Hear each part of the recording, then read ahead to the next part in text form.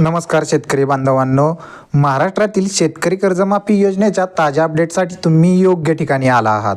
मुख्यमंत्री देवेंद्र फडणवीस यांनी 30 जून 2026 पूर्वी पूर्ण कर्जमाफीची घोषणा केली असून प्रवीण परदेशी समिती एप्रिल 2026 पर्यंत अहवाल सादर करणार आहे.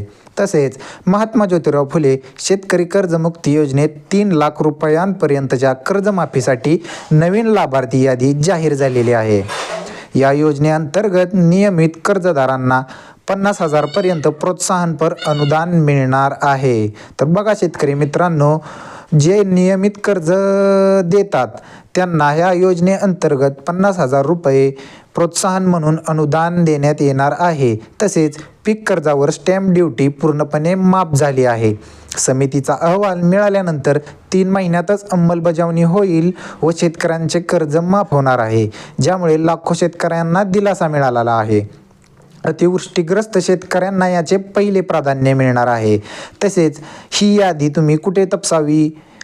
mjpsky.maharashtra.government.in वर जा, जिल्हा, तालुका, गाव निवडा आणि आधार क्रमांक टाका. आवश्यक कागदपत्रे 7/12 उतारा, आधार कार्ड, बँक पासबुक यावर तुम्ही तुमचे नाव पाहू शकता. तुम्ही अपात्र आहे की पात्र, आणि अपात्र यात कोण कोण आहेत शेतकरी कर्जमाफीमध्ये? तर सरकारी नोकरदार, पेन्शनधारक, आयकर भरणारे किंवा KYC न केलेले, ग्रामपंचायत किंवा CSC केंद्रावरही तपासा.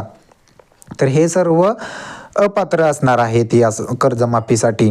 त्वरित बँकेत जाऊन कर्ज अर्ज करा आणि अपडेट राहा. हिवाळी अधिवेशनात 500 कोटी निधी मंजूर होण्याची शक्यता आहे. महिला शेतकऱ्यांना या कर्जमाफीत प्रथम प्राधान्य मिळणार आहे, त्यामुळे सर्वांनी संधी घ्या.